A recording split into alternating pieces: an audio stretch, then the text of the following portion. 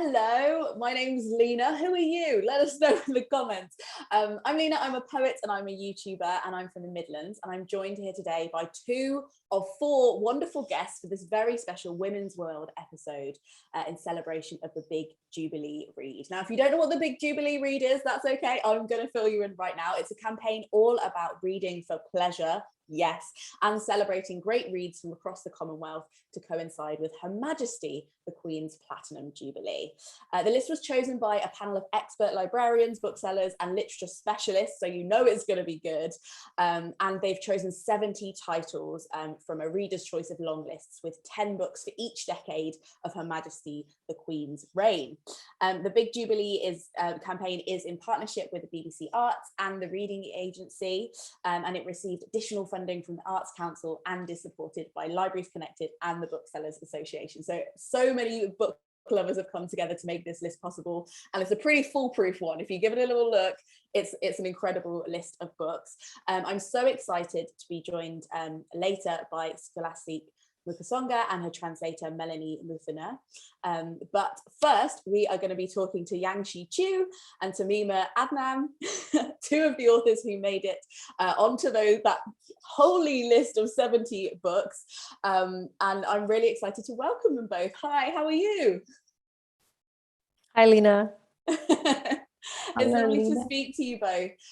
So to fill you all in on who we've got here, Yangsze Choo is the New York Times best-selling author of The Ghost Bride, which has been turned into a Netflix original series, and The Night Tiger, which is the book we're going to be talking about today. That's the one that's on the Big Jubilee Read list. It was also a Reese Witherspoon and Hello Sunshine Book Club pick and an Amazon Spotlight pick for Best Book of the Month. Her book is set in Malaysia. Welcome, Yangsze. Thank you so much for having me. I'm thrilled.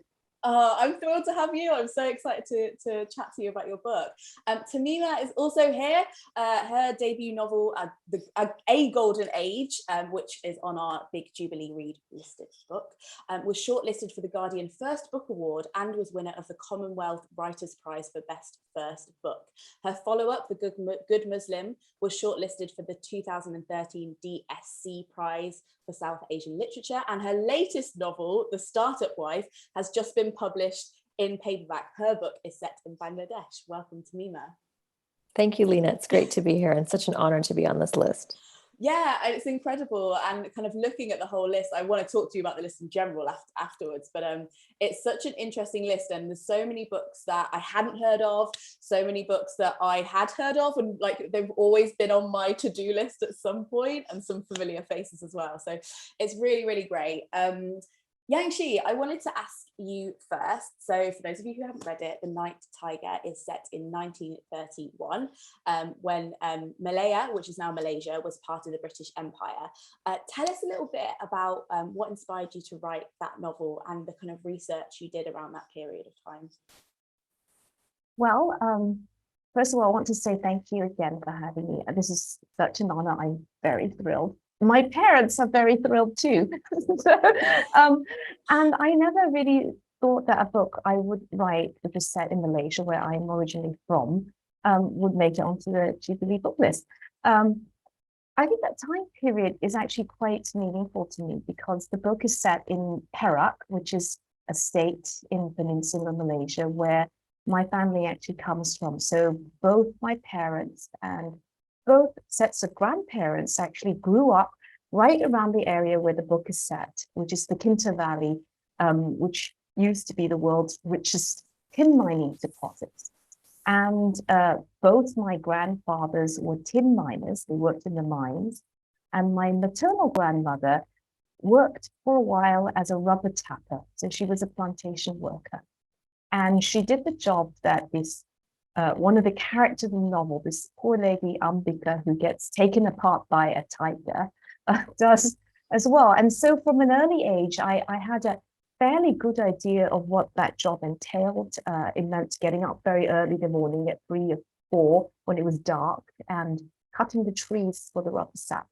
So when I started writing the novel, I didn't have any particular thought in mind other than that I wanted to write about, to set it at a certain time and place in Malaysia.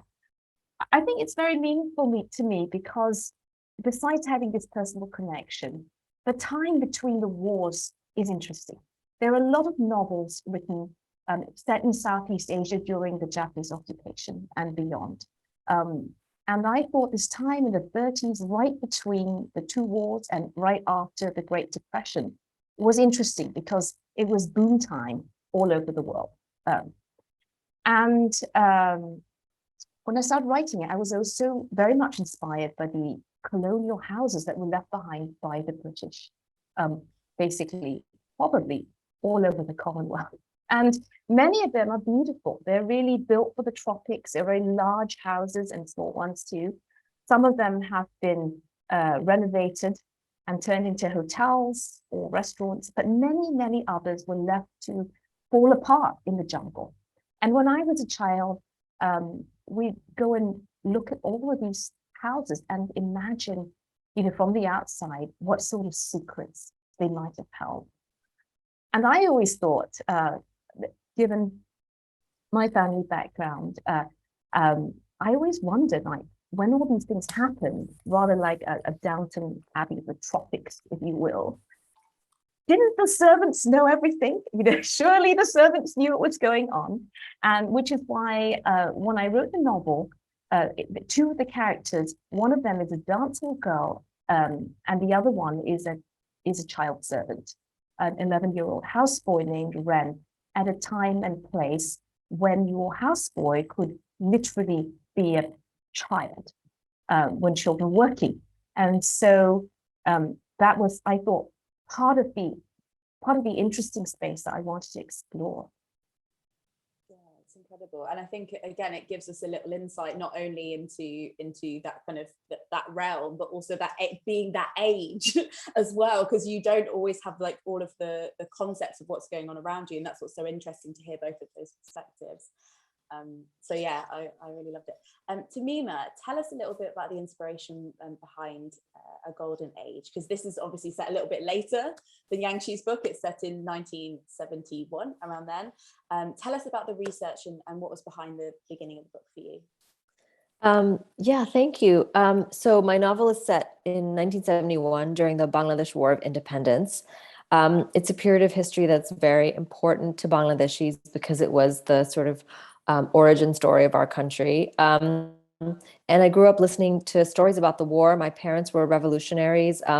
Everyone in our family was somehow involved in the war.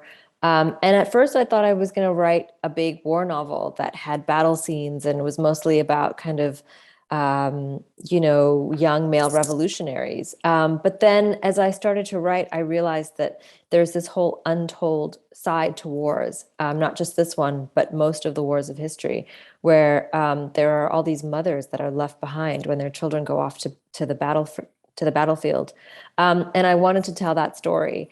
So it ended up being a family story that was set during a time of war, and about how history and politics can really bear down on us into the very intimate moment. Story of a woman, a young widow who struggles to keep her family together through all the fissures and all the tragedies and all the violent events of that time. And I can imagine as well, was it harder to find, well, I guess you maybe have like people that you know in your life who can tell you, but harder to find those details of what she would be going through and what she would be seeing and hearing, because it's not as recorded, I imagine, as some of the more dramatic moments in that period of time. Yeah, so the research was very anthropological. I was actually trained as an anthropologist, so a lot of oral history. I went to many parts of Bangladesh and interviewed women, and really surprised by the intensity of their memories and how they really felt a kind of ownership of that moment, and how, really feeling that they had a big part to play in making the country independent, and they had carried that sense of empowerment and throughout their lives. It was this moment that was not just important on a grand historical scale, but was so meaningful to women all over the country who had participated in the war in various ways. As for the actual story, the story of Rahana, being widowed at a young age and raising her children as a single mother in what was then East Pakistan in the 1960s. That is the story of my grandmother. And so there was a lot of family connections there. And so it was a deeply personal story for me to tell. And I think as well, like with Yangsze Choo's book, I think you see not just the characters interacting with these huge, big, like countrywide events, but also having their own little arc and stories, and like with your main character finding her own way through motherhood and her identity with that after losing her husband. So yeah, really incredible. Yangsze, I wanted to ask you, because you just said at the beginning of the interview you were surprised that a book set where it's set in Malaysia it was on this list. Tell me a little bit about that, and I'd love to also know when the book was released and it was in people's hands. Like, I know that sometimes there's a kind of lesser well-known history around Malaysia. Did you encounter people not knowing that much about it, and what's behind your comment that you're like, oh, I didn't think this would be on the list? I want to know. Yeah, well, I just, when I saw the list and I saw the authors on the list, like Margaret Atwood and Michael Arundhati, I was just gobsmacked. I really felt like these are authors that I look up to and admire. Why is my book? I don't know. So this is this slight feeling of unreality, but I do appreciate it. And I actually, I'm delighted that there have been a lot of people since the book was published who talked to me about how interesting they found Malaysia, because I myself find it a deeply interesting subject. Malaysia, as you probably know, is a multi-ethnic country, and I think there's a great deal of syncretism in terms of how our beliefs and superstitions, particularly around ghosts, have sort of melded together. So a great deal of the novel is covers superstitions and which are become part of your daily life. People have actually asked me, like, do Chinese people really care about numbers? Yes, they do. I was like, for example, if you get a lucky motorcycle license plate, you can definitely sell it for more money. And I mean, it's just, and other people, and also when you speak Chinese, it's a homophone. So a lot of things, you don't have to insert them into the conversation. It naturally comes out. So for example, in Cantonese, the word for 3 is sam, and for 8 is ban. And the word for life is sang, and for fortune is fa. So you don't have to explain it, it's just coming out of your mouth. Like, so lucky words or unlucky words are coming out. And I thought that was just particularly interesting in terms of how we interpret the world and deduce the meaning that feels right for people at the time. So I've noticed, for example, one of the things I thought about a great deal when I was writing The Night Tiger was this whole idea of mirror worlds or parallel worlds, and how we as people actually occupy several different roles at the same time, some of which are contradictory, but which we're emotionally okay with. And so the whole idea of, like, you might tell me that you're a realist and that you need to see the facts before and some statistics. And at the same time, you might also tell me, and by the way, last night my grandfather appeared to me in a dream. So, and both of those occurrences actually carry for us equal emotional weight. And that's what I was exploring through the novel. The Night Tiger itself is literally split into 2 narratives between Jilin, who's a dance hall girl, and Ren, who's a houseboy.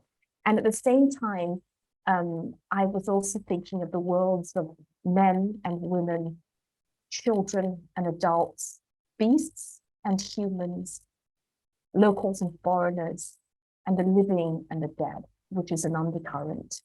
I don't know, it's a bit, my mum is always, my first novel, The Ghost Bride, was about the marriage of the dead. So my mother was like, why don't you write something cheerful? Why? About dead people again.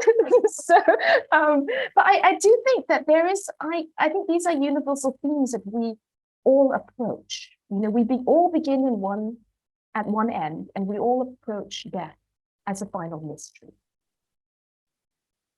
Yeah, incredible. And I think, as well, it's interesting, I guess, to have that that balance as well in your writing, because I guess as a writer, you're trying to write what would accurately be happening during that time, but you're also inventing things. You're also kind of dealing with the facts, but also having to layer some imagination on there as well. So I can imagine that ties into the writing process well as well.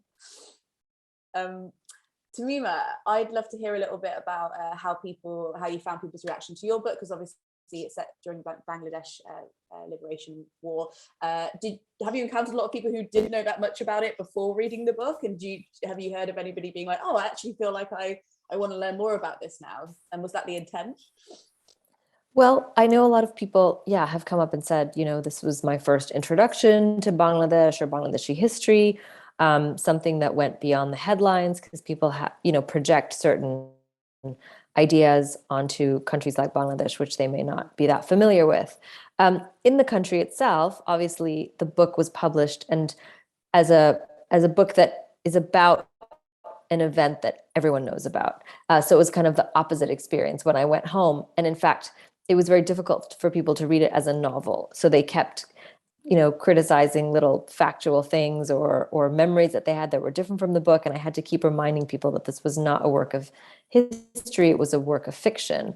So that was a really interesting kind of experience. I think in a way, when you write about a historical moment that is so important to so many people, it's read by people who may not be familiar with it as a first introduction. It's read by people who are very familiar with it as a kind of documentation of their own experience. So I think that has more to do with the subject matter than anything I might have said about it. And the fact that there aren't a lot of novels that have come out of Bangladesh that have been published outside of the country or about the war.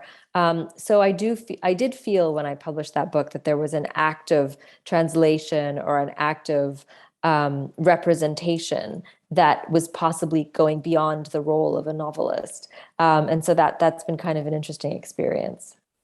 Yeah, and I guess that's kind of, you can see that as a burden, or you can see that as a bit of an opportunity to do a bit of of what you think is best. And I imagine it's hard to strike those two worlds. Did you find yourself when you were writing ever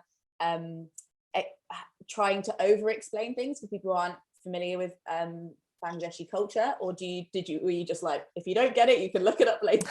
Was there anything like that when the editing process that you were like, oh, I should simplify this so people understand it, or you were like, no, I want to just get it straight? Yeah, that's a really good question. I think it's always when you do research, and I'm sure Yangsze, you found this as well, where you have to decide how much history to put into a book that is set in a time period that is unfamiliar to everyone because it's set 70 years ago or 50 years ago or whatever.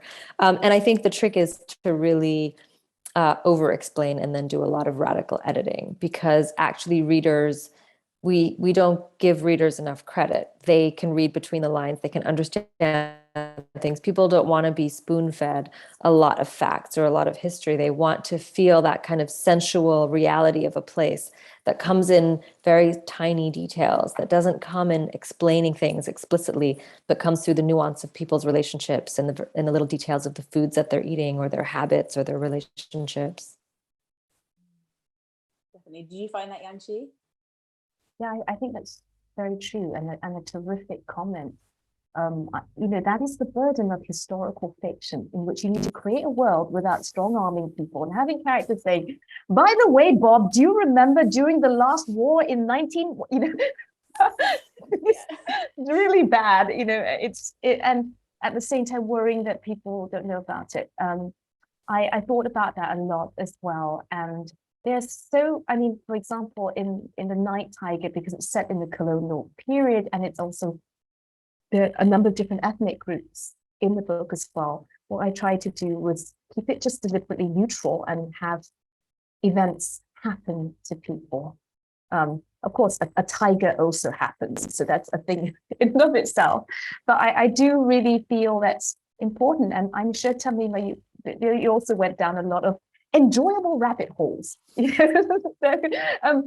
do think that's one of the most fun things about being a fiction novelist, is that one's hobbies become one's research.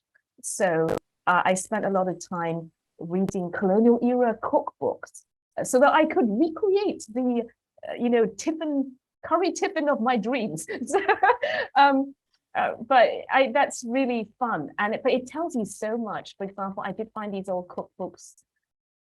They weren't from the 30s, but they were from the 50s, and the way that they were written was very inexact. It said things like, take a large dessert spoon of coconut sugar and a teacup of, you know, second pressed coconut milk, and you're like, who's teapot, who's spoon, you know? So, but I do think that really, as you said, the details of what people eat, what they do, this in and of itself hopefully gives readers a sensation of having actually gone to a different place.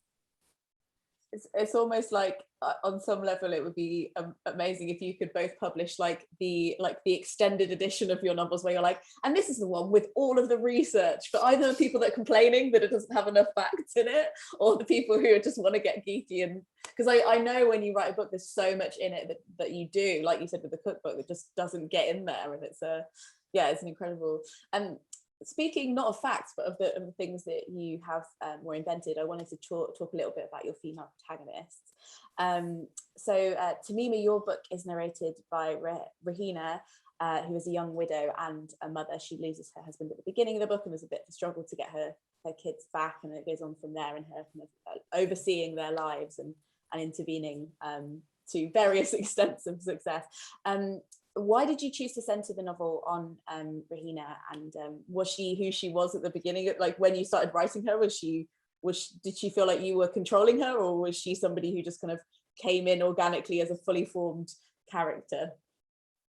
Yeah, so Rihanna is the central character of the novel, and she, at the beginning of the book, is just interested in protecting her children.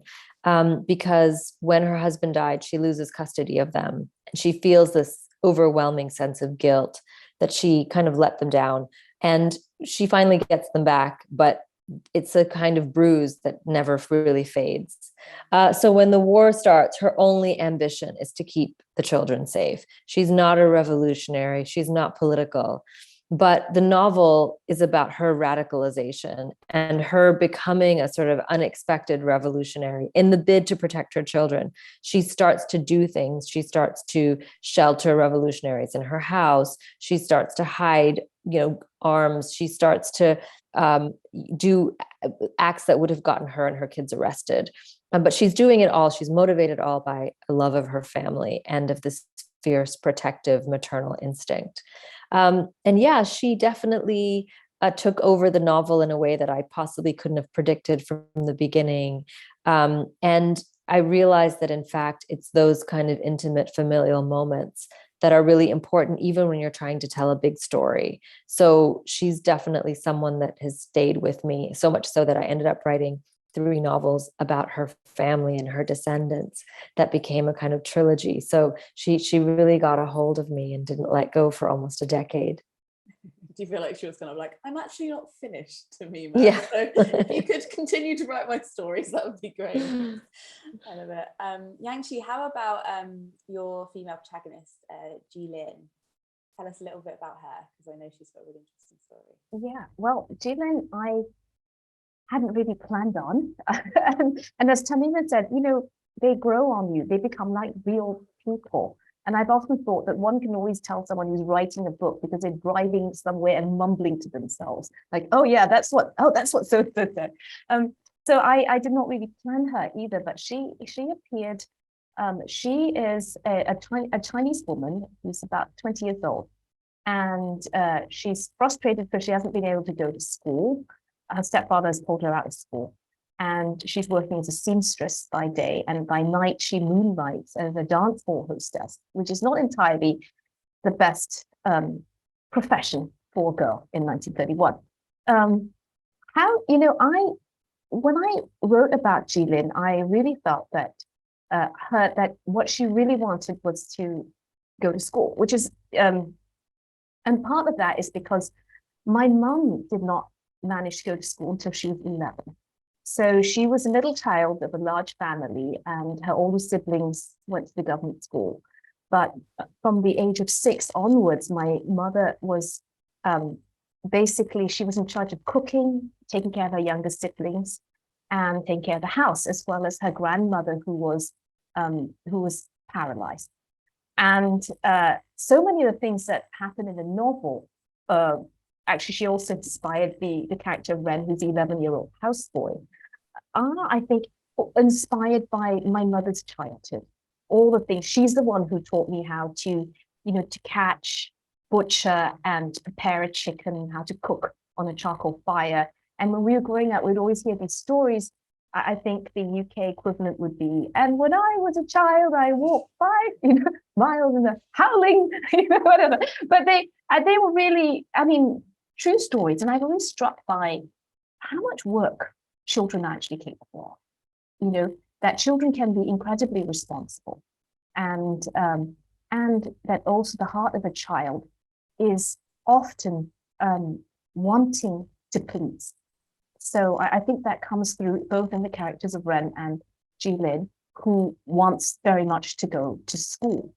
And I've often thought that if my mother had not decided at the age of 11 to walk down to the local primary school and enroll herself and her next youngest brother, she just wouldn't have gone to school.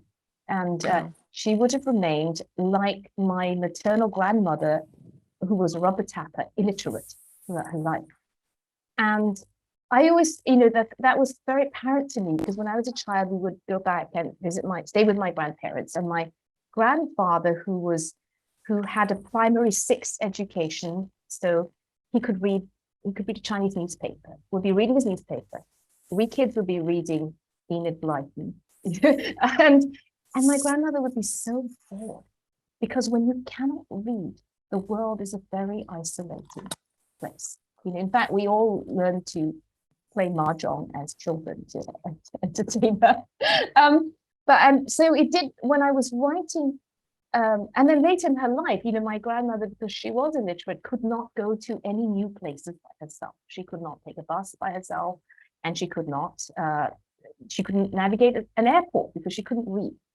And so when I was writing about Jilin in the novel and a desire to be educated, it did make me think that even a primary school education is incredibly invaluable, because it opens not only the physical world to you, but also the world of books, which I'm sure we are all avid readers of. Definitely. And I think as well, it's interesting looking back at that history of, like, when we look through our family histories, but through the women's side of the family, and seeing the opportunities we have now and what they had, it's always a little bit mind-blowing, sad, hopeful that we're here, think where things are a little bit better now. How do you both feel about the role of women in your books and the times that they were set versus where women's rights are now in the countries that they're set in? I don't know who wants to take that first, but I'd love to hear. Please, Yangsze, go ahead. Oh no, I'm thinking. Okay, I can go. I can go, no problem. Yeah. I come from a long line of fierce women. I think that moment when my grandmother was widowed and she had to raise her children as a single mother, impact on our whole family. And my mother is, a very prominent feminist activist in Bangladesh. So I really was raised I was raised with a deep appreciation for how far women have come, and with a deep sense of responsibility to take the movement forward. And I do that not by picketing on the streets, but by writing novels that have women as main characters and show them in ways that we're not used to reading them, in unexpected ways. Rihanna being a revolutionary that you wouldn't have imagined. You wouldn't have called her a war hero, but she really was one. And I feel at this point in history, I feel a responsibility to leave the world more equal than how I found it. And I'm not sure I'm going to be able to do that. So I feel this sense of responsibility, but also a sense of anger and despair sometimes when I see that actually the women's movement has taken many strides backwards in certain ways or has stalled. So there's a lot of activism. It's not always apparent when you read a novel. You don't always see the sort of, well, maybe in Handmaid's Tale, which is such an incredible book that is on this list, that we're now going back to and seeing all the ways in which it was really foreshadowing something. It was not necessarily a work of total imagination. And maybe Margaret Atwood herself wouldn't have imagined the ways in which her book would have become a reality. So I think it's really important, and politics and feminism is woven into every line of every book that I have written or will ever write. I think every book that's published by yours is an act of protest as well. So I think we're stacking up the good against the bad. But I agree, there's worries of stagnation or going backwards in a lot of places in the world right now. Yangsze, what would you say about Malaysia? Because obviously we were talking about the lives of dancehall girls in the 1930s. How do you feel about the kind of women's rights in Malaysia right now, and what you hope for the future? Well, I think they are much better than they were in 1931. But I do echo Tahmima's thoughts of, I'm grateful for what we have now, but I also fear for the future as well. And I love what you said about Margaret Atwood, because I was thinking exactly the same thing. When I actually looked at the list and I looked at Handmaid's Tale, which I read for the first time when I was a university student and in a public library. I didn't know that it was a notable book. It just seemed interesting. And I read it and I felt completely transported to this other world, which was both different and also frighteningly familiar in some ways. And I think that is the history, and that is women's history, the thing that many women fear. And growing up, I heard a lot of stories about arranged marriages. Some of my great aunts were married off as children and sent to live with their in-laws family. This is a practice called sampozai, so in which it's like a little daughter-in-law. If your family is too poor and you can't raise a daughter, you might send her to another family where she would basically work as an unpaid servant. And when she grew up, when she was old enough, they would marry her off to one of the sons. And that's always been a nightmare of mine. Arranged marriage, that sort of arrangement, child arranged marriage, is very, very frightening to me. And when I think about my children, one hopes that this will not come to pass again. But the frightening arc of history is that for most of history, women have had very little say in their marriages, in where they will live, who will speak for them, and whether or not they can own property. So I am grateful and hopeful, and at the same time apprehensive, because this past century has seen an enormous amount of turbulence. And well, the last 2 years of COVID, we're still having a bumpy ride. So yeah. You both mentioned Margaret Atwood there on the list, but are there any books on the list that felt like old friends to see on the list? Was there anybody else that you were like, oh, I love that book? It's an incredible list. I was just noticing that the list that's in the 90s, so 92 to 2002, had The God of Small Things, The English Patient, and A Fine Balance, which are 3 books that had such a powerful impact on me. I mean, I just thought, wow, what an incredible decade. What an incredible list. There are books on there that really, Life of Pi, which is an old favorite, obviously The English Patient. You just kind of go in there and there are some books that I am not as familiar with, but then others, Midnight's Children, where I think, God, that's the history of my reading life, the last 40 years of every book that has, been important to me. And obviously going back even further. So yeah, it's really wonderful to go along the years and discover how intimate those books have been. Yeah, it's oh, sorry. Go. Oh, okay, I wasn't sure whether the video had frozen. So, it's an amazing list, and I would echo Tahmima. I love a lot of the same books. I'd love to that you mentioned, and I was actually thinking, Oh, I would love to borrow books or exchange books with you, particularly like a lot of the same authors. Definitely Arundhati Roy. The first time I read The God of Small Things, I was blown away by her language. You know, the way that she constructed her sentences. And you know, Kazuo Ishiguro, Reigns of the Day. I was also very tickled to see The Hitchhiker's Guide to the Galaxy. So I remember reading that when I was maybe 12 or 13 and laughing and laughing. And so it is just terrific that it was on that list. And so many other ones, some old books like To Sir with Love, you know, things that I found in the library when I was a kid and just looking for something to read, you know, many books, just wonderful. I wanted to ask a question about libraries actually, because again, also looking at that list, I realized that I used to go to the library and bump into books without knowing anything about them. Now, if I was a teenager today, I would definitely get my book recommendations from Instagram and TikTok. And I would sort of go into a library or into a bookstore kind of knowing, like having heard or read something about a book. And that sort of incredible like happenstance experience of stumbling across something, not knowing what it is. It could be a work of great literature. It could be just, you know, a book that not that many people have read. And I just feel like that serendipitous relationship to books is maybe changing, but one that was definitely framed for me because of libraries. Yeah, definitely. And I think it's also interesting because there's actually a few on this list that I haven't heard of. And maybe that's because I feel on Instagram too much.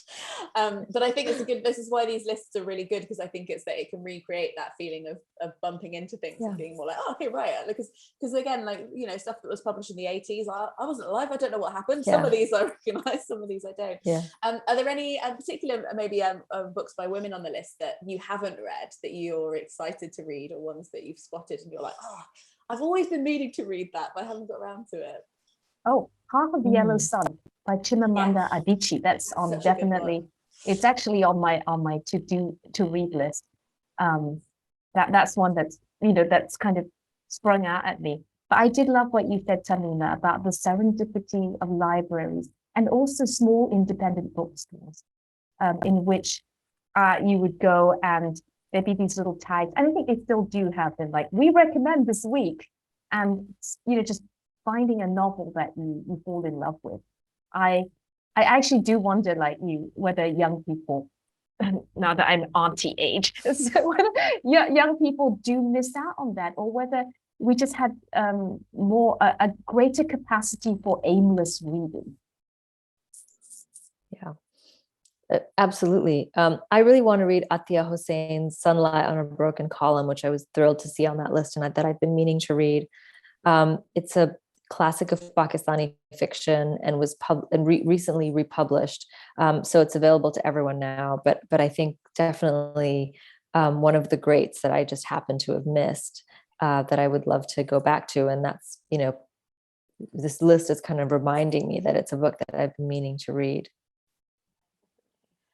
It's incredible to look back on these decades and think, you know, like you said, that so many of these books were published within one small space of time, and especially when you're living through that decade, you don't really realize how many like future classics are being published for you. And with the Hitchhiker's Guide to the Galaxy as well, I know that had like a mixed reception when it was first published, so to see it on a list that's going to like dictate the classics of the future is really great. Is there any writers that you think people watching should look out for, that if there was like another decade on this list, who if you looked into the future, who would you predict? That's such a good question. I'm completely unprepared. Let me think about it for a minute. Who are the sort of who are the modern classics? Yeah, well, you know, one writer that I do like, a young and upcoming Commonwealth writer that I actually like, is Oyenkan Braithwaite. She's from Nigeria, and she wrote this novel called My Sister, the Serial Killer. It's a very slim novel. It's a terrific novel, and actually, it was one of those impulse buys. As soon as I heard the title, I thought, I need to buy this book. And it's a great read. She's young, and I look forward to reading more by her. I read that one too. It was really chilling. That's what I felt. I was like, but great. a great one to keep you up at night, definitely. Yeah, well, not young writers, but I definitely, although I'm super excited that Atia Hossein is on the list, I definitely missed some of my contemporaries from Pakistan, you know, Kamala Shamsi, Mohsin Hamid, Muhammad Hanif. There's been such incredible literature that's come out of Pakistan, but so I would love for people to, you know, Kamala Shamsi has written 5 novels, and any of them could have been on that list, and certainly to be discovered. She's very, very well known. She doesn't necessarily need to be, you know, on the list, but certainly has written some that would be considered modern classics that I think will be read for generations to come. Well, that gives us even more to read. I need to go back and write down all these recommendations because I've got some reading to do. Thank you so much to both of you for joining us. And for writing such incredible books. I'm excited for more people to discover them since they're on this incredible list. And yeah, thank you so much for taking the time to chat to us about your writing. Thank you, Leena. That was really, really fun, and thank you, Yangsze. Yes, thank you. That was lovely. Really enjoyed. I could listen to both of you talk all day. I know, we need to start a book club or something. Yeah, because actually Tahmima, I was thinking, and look at the books behind her. I'm sure she can recommend lots of them. So that's terrific. Yeah. So we are here with Scholastic Mukasonga, who was born in Rwanda in 1956. Our Lady of the Nile, her debut novel, has won a plethora of awards and has been adapted into an award-winning film in 2019.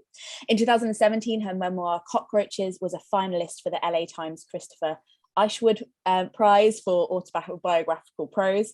And in 2019, her memoir, The Barefoot Woman, was finalised for the National Book Award. She was recently awarded the very prestigious Simone de Beauvoir Prize for Women's Freedom in 2021, and we are so excited to have her here. Thank you so much for joining us, Scholastic. We also have Scholastic's translator, Melanie Mauthner. Melanie has translated Scholastic's novel Our Lady of the Nile, which won the French Voices Grand Prize in 2013, and her translations of Scholastic's work have appeared in the New Yorker and the White Review. Melanie and Scholastic, thank you so much for joining us. Perhaps I can start with Scholastic, and Melanie is going to be translating for us very kindly. Can you tell us a little bit about your story of being exiled in Rwanda and how it inspired your writing? Alors, à ce qui concerne, bon, vous me demandez de raconter mon exil. Oh, c'est très long. Ça demanderait une journée de colloque, mais je vais essayer de faire un petit résumé. Donc, c'est à l'âge de 3 ans que j'ai connu ma première expérience d'exil. C'est donc en 1959, à la Toussaint 59, qu'ont éclaté les premiers programmes contre les Tutsis et qui conduiront bien plusieurs années plus tard, 34 ans plus tard, après bien des massacres, au génocide des Tutsis au Rwanda. Quelques images sont restées gravées dans ma mémoire de petite fille que j'étais. Je suis dans un champ, je trottine derrière ma mère, penchée sur sa houe.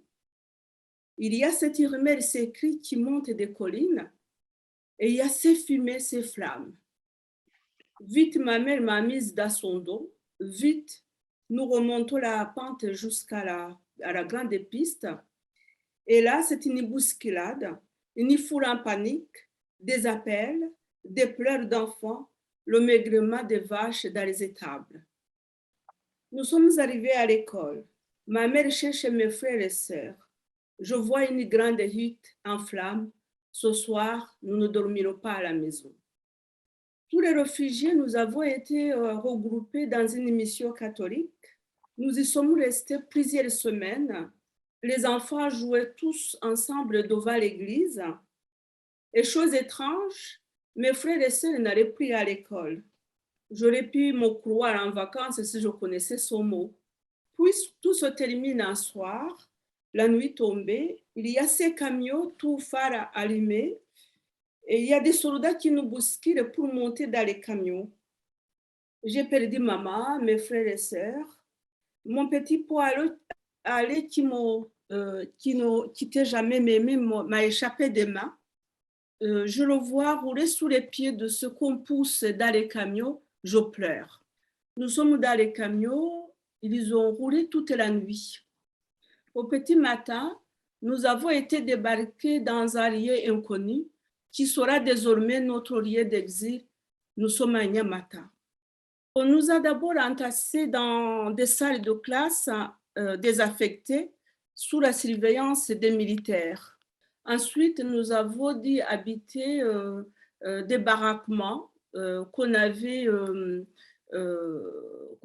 dépêchés en pleine brousse. En fait, c'était une simple tôle posée sur 4 piquets. Longtemps, les exilés de Nyamata ont espéré retourner dans leur village d'origine, dans le vrai Rwanda. Ils ont, jour après jour, ils ont baissé ce rêve. Malheureusement, ils ont fini par faire de Nyamata leur nouveau Rwanda. Comme il y avait des enseignants parmi les réfugiés de Nyamata, ils ont pu ouvrir les écoles. D'abord, l'école tenait sous un arbre. Tous les petits-enfants de Nyamata ont pu fréquenter l'école primaire. La seule condition était d'être baptisés. Par contre, les places en secondaire étaient très limitées et il fallait passer un examen national. Les bonnes notes n'étaient pas le seul critère pour être admis. Plus important était le quota, 10% seulement des places pour les Tutsis dans le secondaire. Par un hasard extraordinaire, je fus admise au lycée Notre-Dame de Sito de Kigali, le lycée d'élite féminine. Si j'ai été admise dans ce lycée, ce n'est pas que j'étais beaucoup plus douée que mes camarades. Et ça, une fois franchi les portes de ce lycée, je ne devais pas l'oublier. Je me devais d'être à la hauteur de celles qui étaient restées dans les villages. J'ai dû m'accrocher, mettre les bouchées doubles. Il n'était pas question de laisser une faille pour être renvoyée de ce lycée. Je devais avoir des meilleures notes en tout. Il n'était pas question de dormir. J'attendais que mes camarades dorment profondément et je m'installais dans le water, c'est l'endroit éclairé pour apprendre mes leçons ou plutôt pour avaler mes leçons. C'est donc au lycée Notre-Dame de Sito que j'ai découvert la discrimination. À Nyamata, nous étions tous pareils, nous n'étions que des Tutsis. Nous avions développé les solidarités, donc, et ce qui nous a permis de tenir. C'est ce qui a donné naissance à l'écriture de Notre-Dame du Nil. Cette expérience, je ne pouvais pas l'écrire sous forme autobiographique comme mes 2 premiers livres. Il fallait créer des personnages qui allaient raconter mon histoire. Après le lycée Notre-Dame de Sito, nous sommes en 1972, j'ai intégré l'école d'assistance sociale de Butare, qui était réservée aux futures femmes de ministres ou même des ministres elles-mêmes. Pendant les 2 premières années que j'ai passées dans cette école d'assistance sociale, j'avais presque oublié que j'étais en Inyenzi, en cafard. Mais en 1973, le premier gouvernement raciste décide de se débarrasser de tous les intellectuels Tutsis, les élèves, les fonctionnaires. Donc, les camarades et les collègues étaient lâchés contre leurs collègues et leurs camarades. J'échappe de peu au léchage par mes camarades et je réussis à regagner ma famille cachée dans le coffre d'un véhicule dans des pités Hutus qui étaient mariés à une femme Tutsi, amie de ma sœur aînée. Mes parents décident très vite sans me demander mon avis, que je devais m'exiler. J'avais pu aller à l'école, je possédais donc un passeport international. Je devais être leur mémoire quand viendrait le jour de leur mort. Je ne suis donc pas rescapée du génocide de Tutsis en 1994. J'étais déjà survivante en 1973. J'étais de Nyamata. À Nyamata, le génocide a été presque total. Il n'y avait que des Tutsis. Il n'y avait pas à traîner, à faire traîner le travail, parce qu'on appelait tuer le travail. Donc, si j'avais été à Nyamata, ces mois d'avril, mai, juin 1994, je ne pouvais pas échapper aux machettes des miliciens. C'est donc le génocide des Tutsis en 1994 qui a fait de moi une écrivaine. Le Rwanda accueille cette semaine le sommet du Commonwealth. Je salue l'hommage rendu aux victimes de Nyamata par Sa Majesté le Prince de Galles. Je salue l'hommage rendu aux victimes de Nyamata par Sa Majesté le Prince de Galles. Ça a été, l'église de Nyamata a été sa première visite. C'est dans cette église que nous avions pour habitude de nous réfugier pour échapper à nos tueurs. Avant 1994, il était sacrilège de tuer devant la statue de Marie. Mais en 1994, ce sont dans les églises qu'un plus grand nombre de Tutsis ont été massacrés. Aujourd'hui, 28 ans après le génocide, les rangées des bancs de l'église de Nyamata sont encore jonchées de restes de vêtements de ceux qui y avaient trouvé refuge.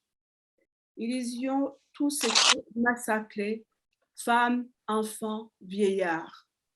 Et parmi eux, il y a ma famille, il y avait Jeanne d'Arc, ma sœur cadette et ses 3 enfants. Dans la crypte de l'église, un alignement des crânes et des os, et parmi eux, les os de ma famille, os parmi os.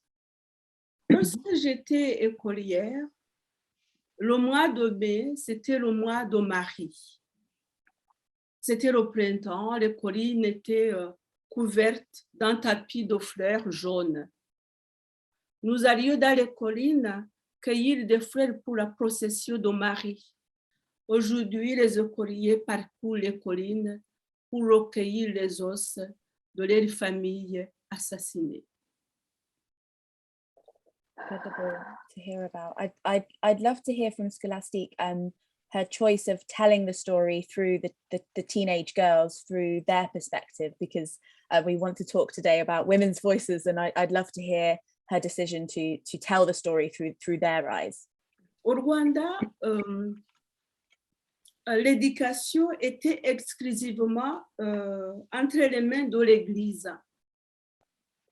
Et lorsqu'on était admis dans le secondaire, on devait intégrer l'internat, les filles chez les sœurs et les garçons chez les frères. J'ai donc choisi d'écrire Notre-Dame du Nil sous forme de roman, car cette expérience a été plus douloureuse que la vie à Nyamata, où nous vivions tous les mêmes humiliations, les mêmes violences.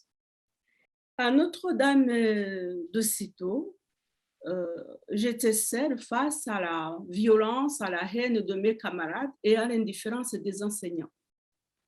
C'est avec Notre-Dame du Nil que je me suis aventurée dans l'écriture d'un roman.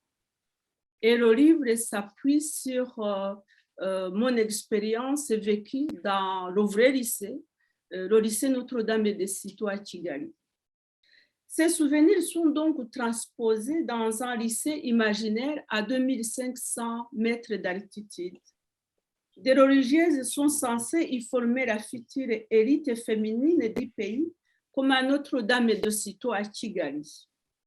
Sur le lycée imaginaire, j'ai voulu en faire le microcosme du Rwanda des années 70, où la première république raciste pratiquait et perpétuait le système colonial qui avait confié l'enseignement à l'Église catholique. C'est donc ce que j'ai voulu décrire dans mon roman à travers les conflits, les espérances, les illusions, les désespoirs des jeunes filles enfermées dans le huis clos d'un lycée. Le roman, qui était pour moi une nouvelle forme d'écriture, m'a permis par la création de personnages de me débarrasser de ce poison, de cette douleur qui avait gâché les années les plus belles de ma vie. J'ai pu ainsi parvenir à ce qu'on appelle la résilience. Le roman m'a libérée et j'y ai trouvé le plaisir d'écrire. Le plaisir qu'éprouvait sûrement Stéphania, ma mère, lorsque le soir, à la veillée, elle nous faisait entrer, mes sœurs et moi, dans l'univers enchanté de ses contes. J'espère avoir acquis un héritage de son talent. C'est en tout cas le titre de comtesse que je revendique. Thank you so much. I love that idea of that inherited storytelling.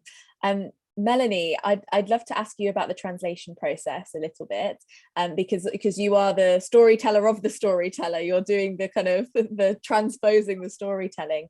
How did you work with Scholastique in translating the book? What does that process look like for somebody who doesn't know that much about translation?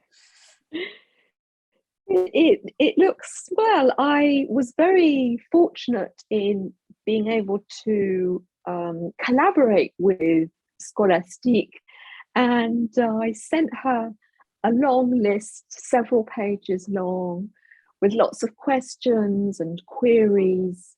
And so my questions were about the very precise vocabulary that Scholastique uses when she's writing about clothes and plants, crops, the church. There are a lot of Catholic words.